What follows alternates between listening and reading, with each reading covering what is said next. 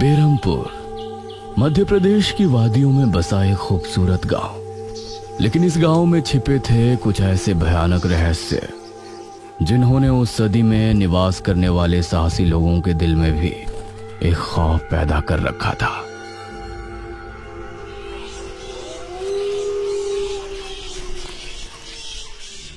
आज तो बहुत दिनों के बाद मित्रों से मिलना हो रहा है, बहुत आनंद आएगा। अरे मदन, कहाँ जा रहा है इस समय? पिताजी, मेरे मित्रों से इतने दिनों बाद मिलना हो रहा है। वो सुबह होने पर वापस नगर चले जाएंगे। अरे तुझे पता नहीं क्या, आज शनिवार की रात है।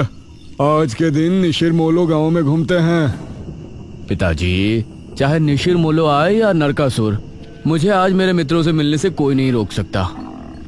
ठीक है, लेकिन ध्यान रहे, जैसे ही तुमको उनके कदमों की आहट सुनाई दे और उनका वो मंत्र जिसको वो दोहराते हुए आगे बढ़ते हैं, तो उन्हें बिना देखे किसी ऐसी जगह छिप जाना जहां से ना वो तुमको देख सके ना तुम उनको। और जब तक उनकी आवाज आना बंद ना हो जाए, उनके सामने नहीं आना। वो 4 भयानक आदमी होते हैं जो अपने कंधों पर एक ताबूत को उठाए होते हैं, और अगर कोई उन्हें देख ले तो वो जिंदा नहीं बचता। मुझे पता है पिताजी, अब मैं चलता हूँ। यह कहकर मदन घर से निकल गया, लेकिन उसके पिता के चेहरे पर उसकी फिक्र साफ नजर आ रही थी। निशिर मोलो आ जाएंगे और साथ ले जाएंगे। ऐसा लगता है कि हमारे गांव के लोग अभी भी दूसरी सदी में जी रहे हैं। वो तेज तेज कदमों के साथ आगे बढ़ रहा था। कुछ देर बाद उसे जंगल की तरफ एक पगडंडी वाला रास्ता नजर आया। यहां से जाऊंगा तो जल्दी पहुंच जाऊंगा, यहीं से आगे बढ़ता हूं। बिना ज्यादा सोचे वो जंगल के अंदर बने उस पगडंडी वाले रास्ते पर आगे बढ़ गया।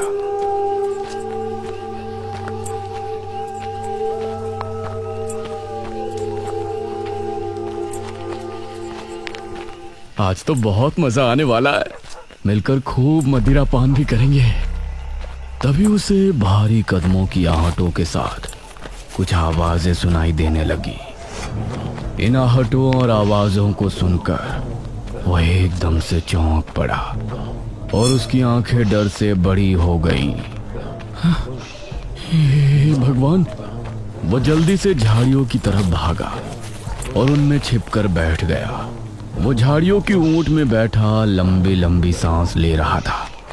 वो आवाजें अब और ज्यादा साफ होने लगी थी। उसे यकीन था कि अब वो लोग उसके करीब ही आ रहे हैं। उसने धीरे धीरे छिपकर अपनी एक आंख से उनको देखा और वो हैरान रह गया।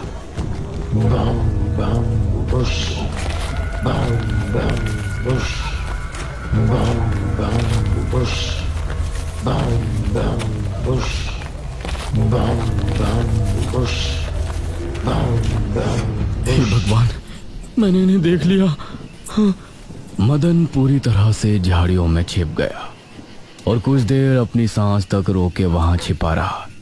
फिर उसने धीरे से झांक कर देखा तो अब वो लोग कहीं नजर नहीं आ रहे थे।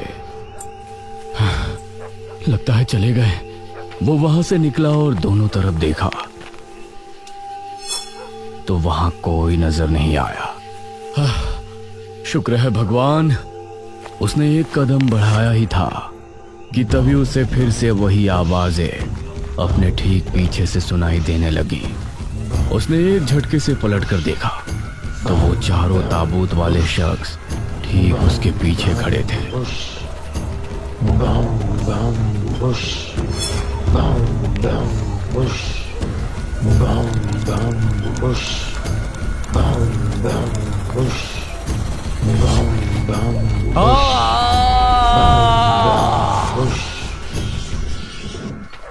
इस तरफ जब देर रात भी मदन वापस नहीं लौटा तो उसके पिता को उसकी चिंता होने लगी।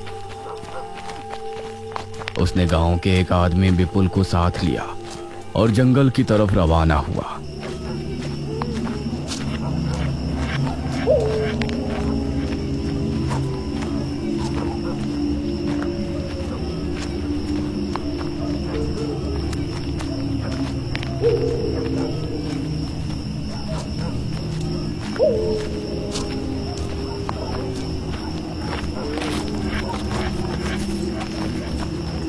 काफी देर बाद एक बरगद के पेड़ के पास जाकर उनके कदम रुक गए और आंखें खौफ से फट पड़ी। उन्होंने मदन को रहस्यमयी परिस्थिति में पाया। उसके चेहरे पर डर और आंखों में खौफ ऐसा नजर आ रहा था कि जैसे उसने हादसे से पहले बहुत ही भयानक मंजर देखा हो। मदन! 400 साल बाद अंधेरा जंगल, सुनसान रास्ता, चारों तरफ सिर्फ पेड़ पौधे और कोहरा। मेघना उनके बीच अकेली खड़ी थी।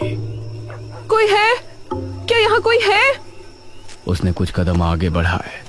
उसके सवाल का कोई जवाब तो उसे नहीं मिला, लेकिन कुछ टपकने की टप टप की आवाज अब उसे बराबर आ रही थी। मैं यहाँ क्या कर रही हूँ? कौन लाया है मुझे यहाँ पर? वो खुद को वहां पाकर बहुत परेशान थी। तभी उसने देखा कि कोई चीज उड़ती हुई उसी की तरफ आ रही है। वो उसे हैरानी से देखने लगी। पास आने पर पता चला कि वो कोई विशालकाय भयानक पक्षी था। बचाओ! मेघना उससे बुरी तरह से डरकर भागने लगी और वो उसका पीछा कर रहा था। मेघना ने उसे पीछे पलटकर देखा तो वो उसको पकड़ने ही वाला था, लेकिन तभी मेघना एक पेड़ से टकराई। उसने देखा कि उस पेड़ से हरे रंग का पानी टपक कर नीचे गिर रहा था। मेघना उस हरे पानी को गौर से देख रही थी। तभी अरे ओ मेघना, उठ जा यार, कब तक सोएगी? मेघना आंखें मलते हुए नींद से जागी। उसने देखा कि सुबह के 9 बज चुके थे। ओह शिट, हम तो लेट हो गए। तूने मुझे उठाया क्यों नहीं? मेघना अपनी एक पार्टनर इशिता के साथ दिल्ली में रह रही थी, जहां वो एक लैब में काम किया करती थी। दोनों ने साथ नाश्ता किया और फिर तैयार होकर अपनी लैब के लिए निकल गई।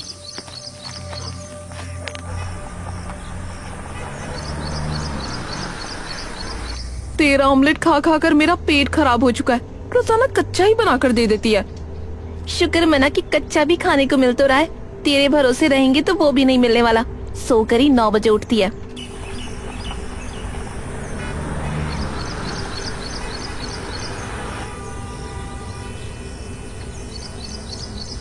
ये दोनों लैब में पहुंची और वहां जाते ही इशिता के पास प्रोफेसर जयदेव की कॉल आई। तुम दोनों ने इस बार बहुत समय ले लिया है। जो एंटीडोट बनाने का काम तुमको दिया था वो पूरा करोगे या नहीं? प्रोफेसर साहब, बस ये समझ लीजिए कि काम होने ही वाला है। आप हमें 3 दिन का समय और दीजिए। ये कहकर उसने कॉल काट दिया। तो इतने दिनों से प्रोफेसर को घुमा रही है, आखिर तो ये एंटीडोट तैयार करेगी कैसे? ये सुनकर इशिता ने एक किताब निकाली।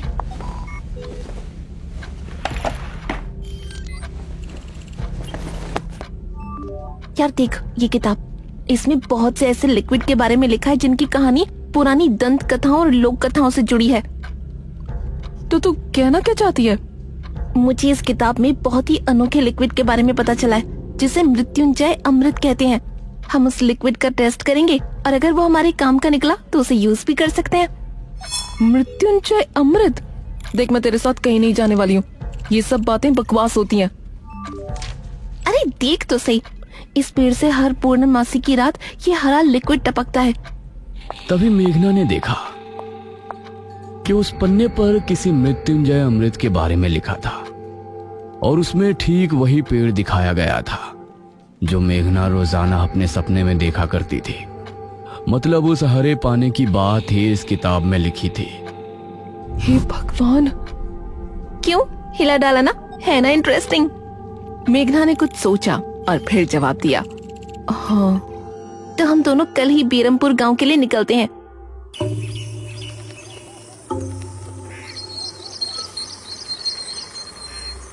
ये दोनों अगली सुबह ही बस से बेरमपुर के लिए निकल गई।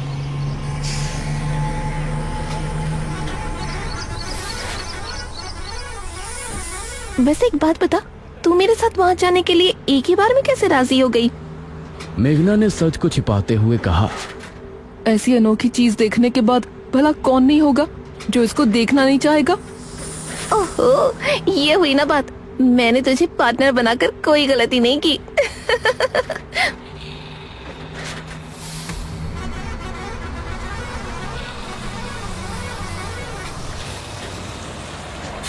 ये दोनों 5 घंटे के सफर के बाद एक जगह उतरी। इनके ठीक सामने एक बड़ा सा गेट था जिस पर नाम लिखा था बेरमपुर।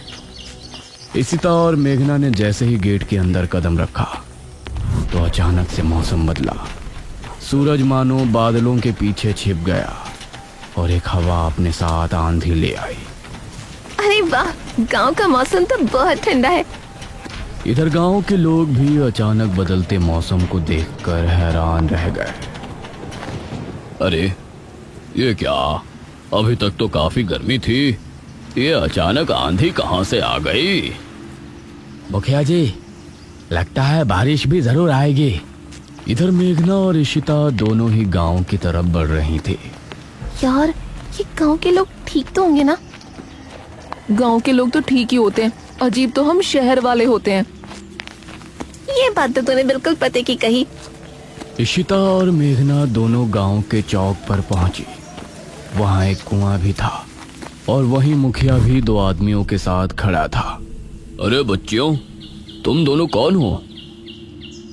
अब नमस्ते जी, मेरा नाम इशिता है और ये है मेरी दोस्त मेघना। अच्छा बेटा, वैसे हमारे गांव में किस वजह से आना हुआ?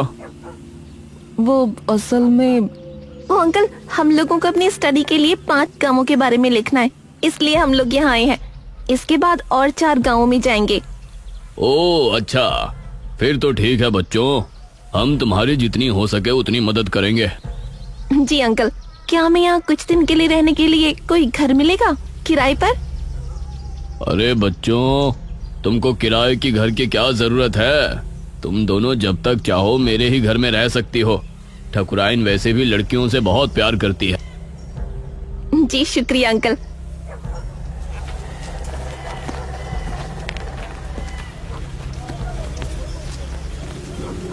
मुखिया इशिता और मेघना को अपने घर ले आया। तभी घर के मंदिर में जल रहा दीपक बुझ गया। अजी सुनती हो ठकुराइन? जी आई। ठकुराइन कमरे से बाहर आई। नमस्ते आंटी। नमस्ते बेटा। ओ जी, ये प्यारी प्यारी बच्चियां कौन है?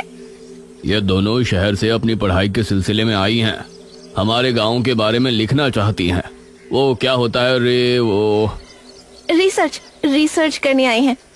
तभी वहां पर एक और लड़का आया। क्या कहा? हमारे गांव पर रिसर्च?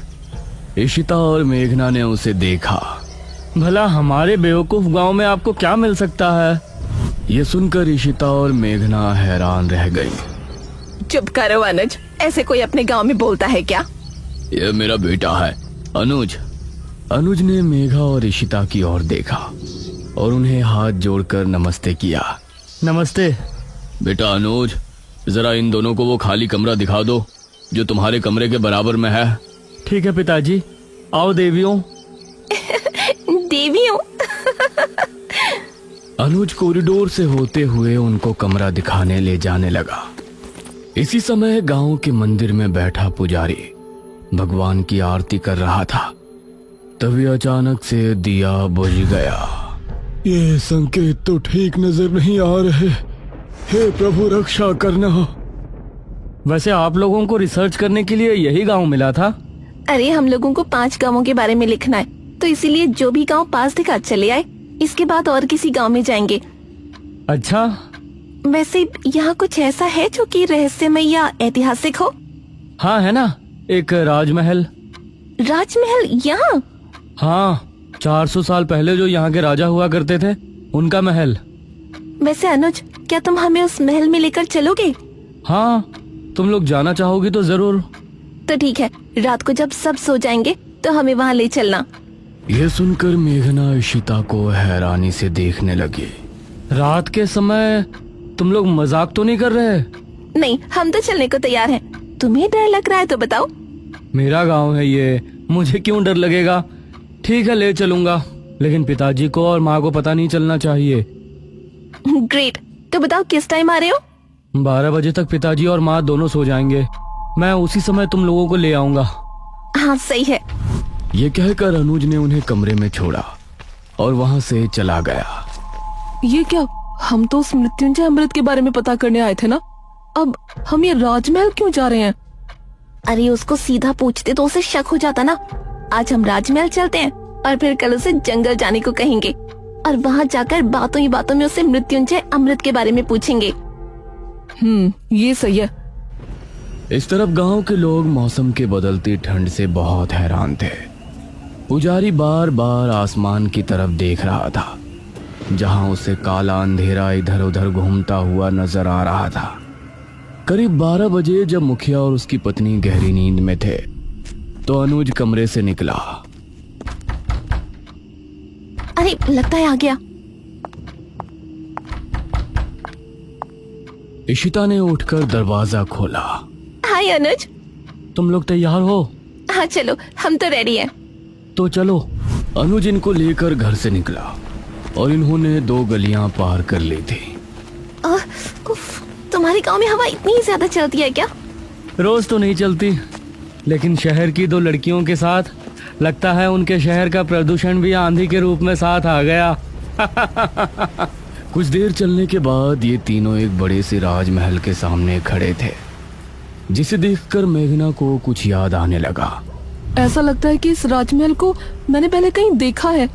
ये है राजमहल राजा सूरजभान का। वाकई में काफी आलीशान है। यह कहते हुए इशिता ने अपने कैमरे में उसकी एक फोटो ली।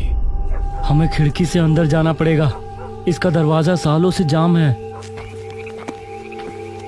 ये तीनों एक खिड़की के रास्ते राजमहल में पहुंचे और वहां की हर एक चीज मेघना को जानी पहचानी लग रही थी। इस तरफ गांव में आंधी का बहाव बढ़ने लगा था। सभी अपने अपने घरों में आराम से सो रहे थे।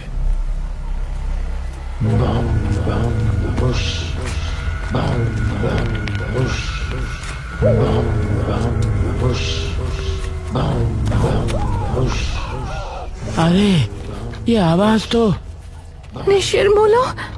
गांव के सभी लोगों के दिलों में खौफ उतर आया।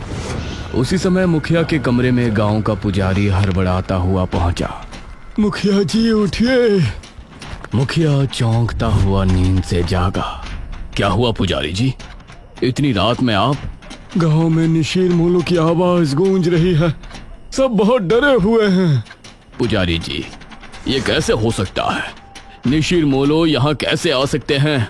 वो तो कई सालों पहले सो गए थे। जरूर कुछ ऐसा हुआ है जिससे वो जाग उठे थे। हमारा मन बहुत विचलित हो रहा है। गांव के सभी लोग अपने अपने घरों में जाग चुके थे और डरे बैठे थे। यह आवाज सभी के दिलों में खौफ पैदा कर रही थी। मेघना, इशिता और अनुज तीनों इस बात से बेखबर राजमहल में घूम रहे थे। ये कैसी आवाज है? हाँ, मैंने भी सुनी। ऐसा लग रहा था कि कोई सिपाही भारी जूतों के साथ गलियारे में चहलकदमी कर रहा है, लेकिन दूर दूर तक कोई नजर नहीं आ रहा था।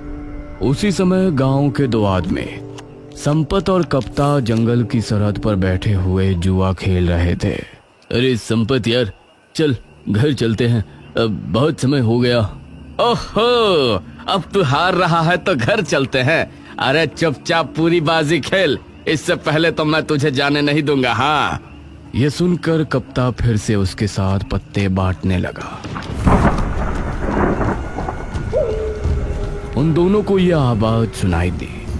तेज आंधी की हवाओं में उनकी आंखें बहुत मुश्किल से खुल रही थी।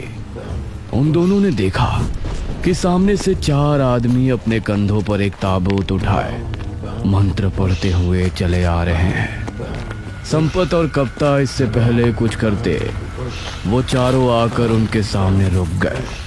हवा का रुख थोड़ा कम हुआ। वो चारों अपनी लाल चमकती आंखों से संपत और कप्ता को घूर रहे थे। इधर इशिता, मेघना और अनुज को एक दरवाजा खुलने की तेज आवाज सुनाई दी और वो चौंक पड़े। न जाने उस दरवाजे से कौन निकला जिसको देखकर ये तीनों चौंक पड़े। वहीं संपत और कप्ता के सामने खड़े वो चारों शख्स जो कि निशूर मोलो थे। उनके कंधों पर रखा ताबूत खुल गया और उसके खुलते ही संपत और कप्ता की चीख पूरे गांव के लोगों ने सुनी,